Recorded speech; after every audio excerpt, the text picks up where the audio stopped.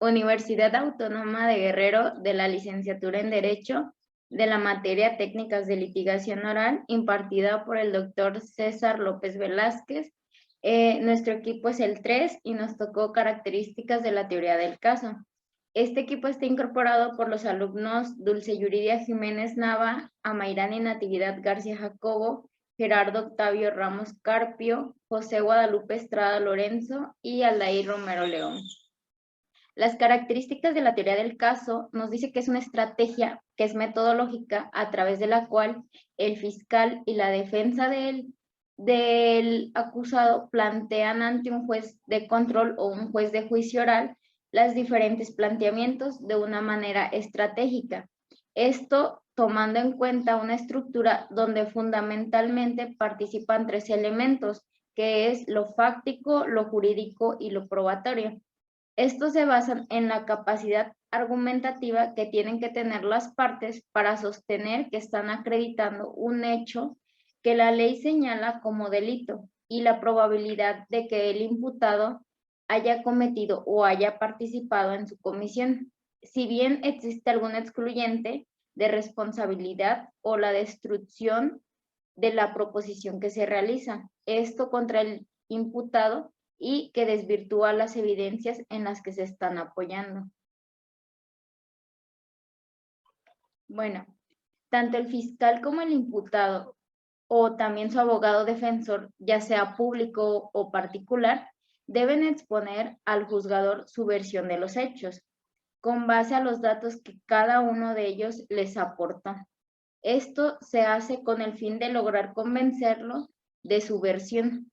Esta teoría también depende, en primer término, del conocimiento que tenga el abogado o el defensor, en este caso también el fiscal, se tienen que tener acerca de los hechos de la causa. Además, esto determina las teorías jurídicas que se quiere invocar.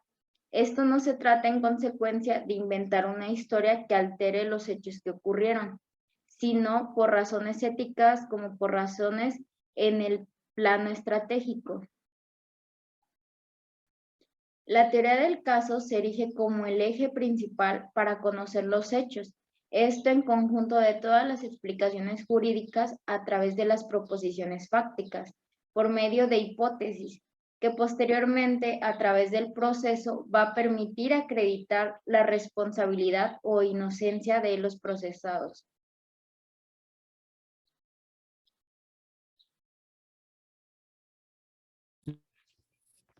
En las características de la teoría del caso, esta es la capacidad de análisis de hechos y es el punto de partida y buscar en la narrativa que añadan la credibilidad del relato que se presenta y que éste sea creíble. Se tiene que construir la presentación narrativa o discurso de lo sucedido enfocado a demostrar el relato. La teoría del caso es aplicable en las 3 etapas del proceso penal. En la etapa de investigación, la defensa conoce toda la carpeta de investigación y en base a ella planea una estrategia de defensa, que en este caso es la teoría. Verificar los datos de prueba, en general con los que cuenta la fiscalía. A base de ello se realiza una entrevista previa y en privado con el imputado para conocer su versión sobre los hechos ocurridos. Y si lo considera pertinente, propone una solución alterna o bien que esto se ha llevado al proceso. En la etapa intermedia se analiza la exclusión o la nulidad de las pruebas ilícitas. Y en la fase de juicio oral establece los argumentos de defensa en los alegatos de apertura, define las pruebas o desahogo en el juicio y orden de las mismas. Formular el interrogatorio y el contrainterrogatorio que se realizará a los testigos y peritos. Identifica las versiones de la contraparte que resultan más dañinas y planifica y concreta mediante la estrategia de defensa o teoría del caso en el alegato de clausura. Sobre las características de la teoría del caso. En primer lugar tenemos los hechos, los cuales nos dan la capacidad del análisis y es el punto clave para buscar la narrativa que añada la credibilidad y que el relato que se presenta sea creíble. Nos dice que también debe ser única, ya que se tiene que construir la presentación narrativa o discurso de lo que sucede, enfocado al demostrar el relato coherente, que todos los elementos que se presentan tienen que ir a la misma dirección a efecto de lograr la coherencia. Esto nos dice que todo lo que se narre tiene que ser, pues, vaya coherente con lo que se dice y no tener algo que no coincida con los hechos o que pasaron ese día. En clara y simple, ya que con esto se hace más fácil de creer, aumentando la credibilidad a fin de evitar lo confuso. Todo lo que se narra tiene que ser siempre claro, sin tanto contexto como decimos, simplemente concretar la información para que sea todo más entendible.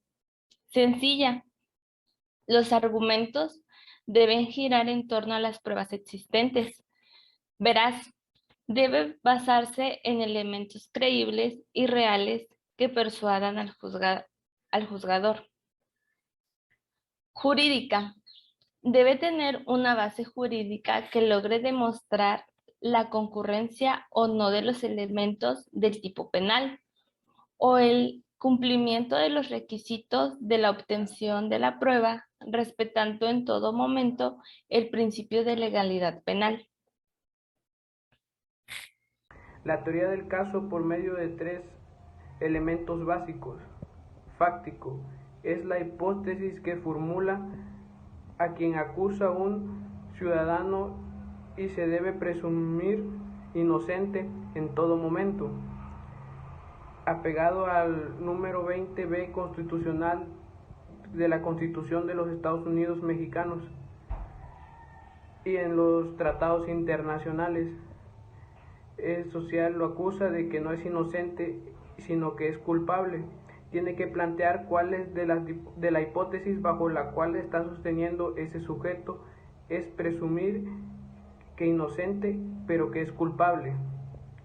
Por tal motivo, esta teoría fáctica se sustenta en indicios, en suposiciones, pues si no respalda que efectivamente en la teoría de la hipótesis lo que el fiscal dijo que se hizo queda en una pura especulación y suposición, porque si no hay prueba no se puede sostener como una teoría fáctica como un hecho probado. Otro elemento de la teoría del caso es el jurídico, es determinar el delito y si es que verdaderamente es la comisión de un delito y quien pueda ser el responsable, el cual son los componentes básicos de la constitución de la norma que se soporta la acción, la tipicidad, la culpabilidad y la antijuricidad.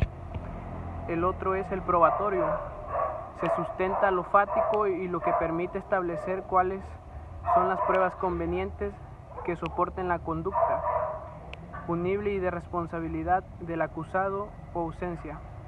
En los alegatos de la apertura de la audiencia del juicio oral, el fiscal tiene que respaldar su teoría fáctica y ahora no serán suficientes los datos, sino que tiene que haber pruebas sólidas para que de esa manera ahora quede claro establecido el hecho y que pueda comprobar si el sujeto es acusado es o no responsable y no quede una pura especulación. En el caso del cheque, en la primera entrevista que se le hace a la señora Gloria Dorantes, ella dice que conoce al mismo tiempo al señor Joaquín González González y a Juanita Martínez Pérez. Relata que tiene una estrecha amistad con Juanita. También que Juanita tenía problemas económicos y que había estado intentando conseguir un aumento de sueldo de su jefe Joaquín González González, insistentemente. En una ocasión, mientras desayunaban, Juanita Martínez Pérez dijo que iba a pedir un aumento al señor Joaquín González González. Mientras estaba en la oficina del señor Joaquín, oyó lo último de una discusión entre Juanita y el señor Joaquín. Posteriormente, ella sacó la chequera y empezó a elaborar un cheque. De inmediato avisó que se dirigía al banco Bancafiel para cobrarlo. Unos minutos después, el señor Joaquín González González, enfadado y acelerado, preguntó por Juanita, a lo que la señora Gloria respondió que se había ido al banco a cobrar un cheque. A lo que él le contestó que no se lo había solicitado. Cabe recalcar que para que Juanita hiciera un cheque debía haber una orden previa, pero esta orden no siempre la sabían los demás empleados. Dijo que si ese cheque se cobraba a su nombre, demandaría a Juanita Martínez Pérez por ratera. Posteriormente, el señor Joaquín González González se dirigió al mismo banco para ver qué pasaba. En la segunda entrevista hecha a Sandra Mendoza Esquivel, nos dice que ella es la encargada de la limpieza del taller de direcciones hidráulicas El Centauro, el cual es dueño don Joaquín González González. Ella escucha parte de la conversación entre Juanita Martínez y el dueño Joaquín González, y que la conversación era mayormente sobre pagos que debían realizarse. Pero estuvo poco tiempo, porque había que limpiar las oficinas de Juanita y Gloria. Mientras limpiaba el escritorio de Juanita, ella salió del privado de don Joaquín, abrió un cajón de su oficina y elaboró un cheque. Ella no logró ver si estaba firmado. También aclara que Juanita llevaba una relación buena con todos los trabajadores de la oficina. Para finalizar, cuenta que había tenido unos problemas con don Joaquín, porque le había pedido un aumento y se le negó porque al taller no le había ido tan bien económicamente. Como observaciones está que Sandra Mendoza Esquivel menciona que la plática entre don Joaquín y Juanita fue mayormente sobre pagos que se debían hacer, que llevaba una buena relación con todos en la oficina, que posteriormente a la reunión Juanita se acercó a un cajón de su escritorio, elaboró un cheque, pero la testigo no vio si ella lo firmó. Juanita tuvo problemas con don Joaquín por pedir un aumento de sueldo que fue negado porque al taller no le iba del todo bien económicamente. En la tercera entrevista hecha a Mariana Álvarez Camaro, cajera de Bancafiel, encontramos 6 observaciones. Una, es que conocía a Juanita, ya que Juanita hacía movimientos bancarios tanto en su nombre como a nombre del señor Joaquín González González. El cheque estaba por la cantidad de 50,000 moneda nacional girado a favor de ella. Cuarto, ella siempre cobraba cheques a nombre de él, por lo que pagó sin problema. Quinto, el lector de cheques confirmó que era la firma del señor Joaquín González González. Sexta, cuando llegó don Joaquín a la sucursal del banco, reclamó por qué habían pagado el cheque a Juanita que Juanita llevó. Después la acusó con unos policías de falsificar su firma para que la detuvieran. Cuarta entrevista. Jimena González Arias, madre de Joaquín González González. De esta entrevista podemos observar, se destaca que la señora ya conocía previamente a Juanita, dado a que su hijo le había pues hablado de ella, especialmente diciéndole que ella le pedía un aumento y que él por cuestiones económicas del negocio no se lo podía dar. También nos dice que después de este acontecimiento ella empezó a actuar pues de manera inhabitual y la señora también nos narra que la secretaria le negó en 2 ocasiones las llamadas con su hijo diciéndole que no se encontraba dentro de su oficina cuando supuestamente en realidad el señor sí estaba.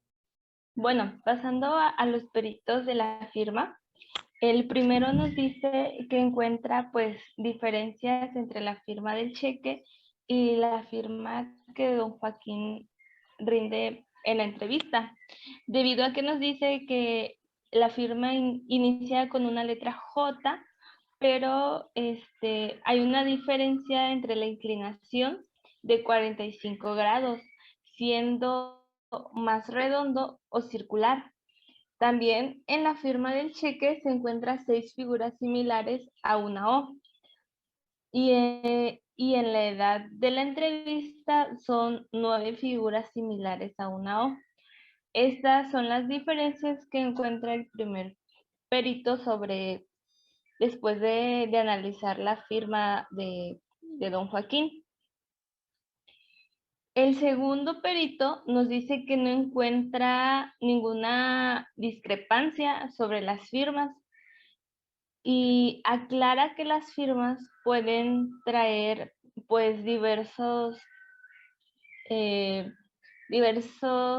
pues ahora sí que diferentes rasgos, dependiendo, que no pueden ser iguales pues todas, que aunque las haga la misma persona. Dice que dependen las circunstancias en que se haga. También que ambas se ven fluidas y que fueron hechas naturalmente. Dice que no fueron hechas con nervios, y también señala que las dos firmas que empiezan con una J y que varios signos similares a una O, y que ambas firmas están escritas en letra cursiva. Y bueno, estas son las dos pues, declaraciones que dan los peritos acerca del estudio de las firmas. Definitivamente, en la teoría del caso se enfrentan dos partes, la que defiende pretensiones de libertad contra pretensiones de condena.